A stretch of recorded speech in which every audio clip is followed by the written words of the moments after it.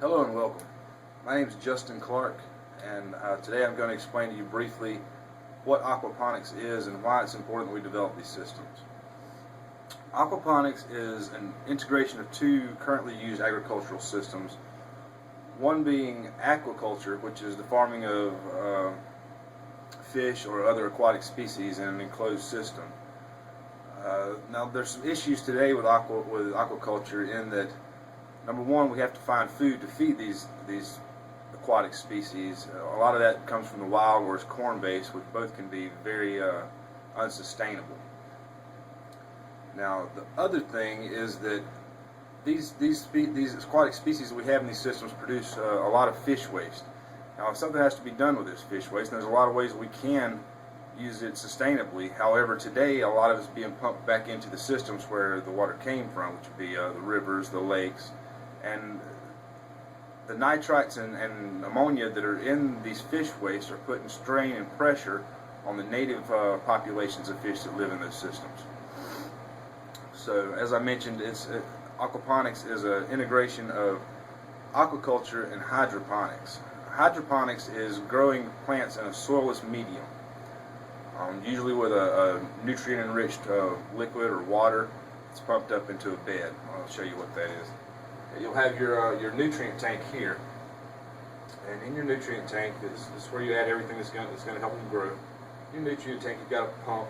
Of course, your pump pumps your water or your nutrients up into your bed, and the plant bed here, which is drawing some ugly little plants.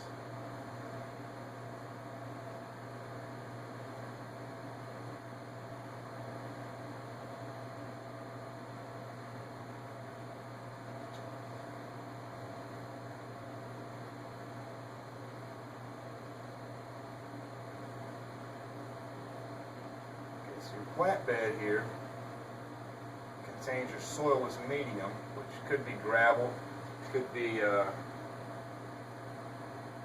expanded clay pellets. Some people, especially with hydroponic systems, use peat moss. But your nutrients are pumped up, and your bed fills. This is considered a flood and drain system. So your bed will fill from here with these nutrients to a point here. Now this little mechanism here is what is called a loop siphon. Now there's several different ways you can do this, and one that I've found easiest for a low flow system like the one I'm using with airflow pump or airlift pumps. It's easier to get a suction like this and get it to drain all the way down. But once it reaches here, the water fills this loop, because water always finds its level, and once it gets to here, it starts to fall. And when it does, it creates a suction, and this suction will bring this water level all the way back down to here. So in effect, what's happening is it's filling with the nutrients, and then it's draining all the way down, leaving oxygen and bringing the clean water back down. Now the difference in this system and an aquaponics system is, instead of having to add nutrients to your tank here, we add fish.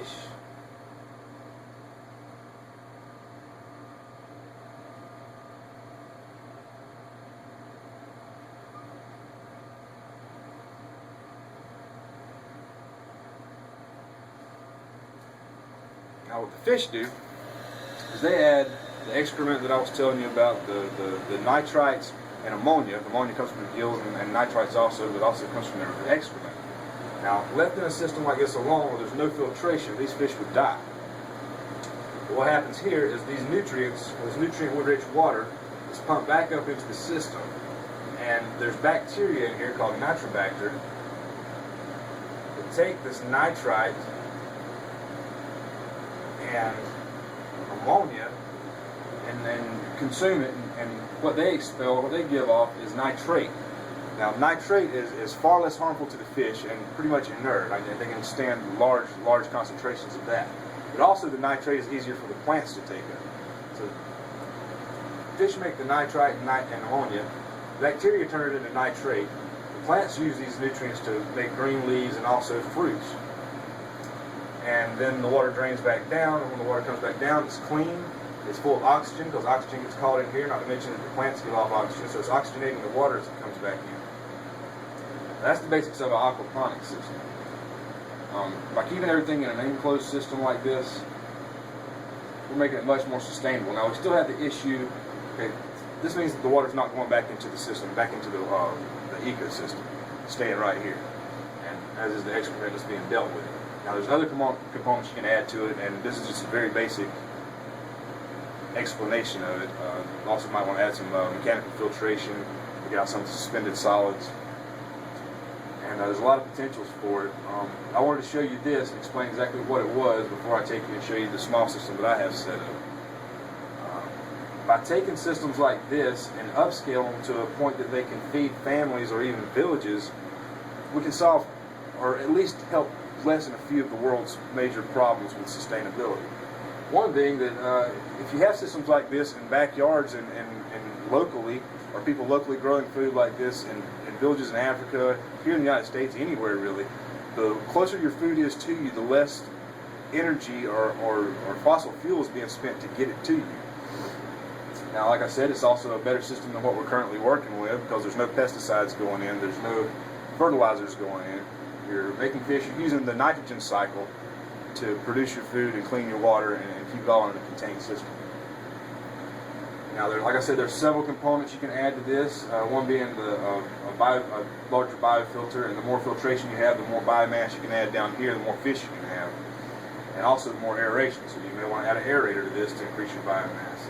But also, aeration is going in everywhere with this system because this pump that I'm using is called an airlift pump, and I'll explain that to you after I take you to the system and show you how it goes and what it looks like. Also, you can take the solid suspended waste and create a filter, a swirl filter that'll separate those out. You can feed those to a worm bed. Now, if you have a bed of composting worms, you can compost that material, turn it into very rich soil, and also use the worms to feed to your fish, so still keeping it in the system. Another way this can help is I'm making it completely solar.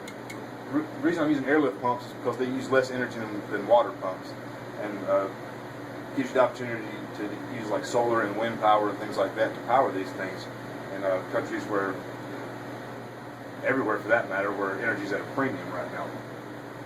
Alright, so that's the basics of it. I will take you to the system in the yard, show you it, and then we'll come back to the blackboard and I will show you some different components that are going to be added to the next system and how those are going to work. Thank you for joining me. I'm Justin Clark. Please check out my next segment.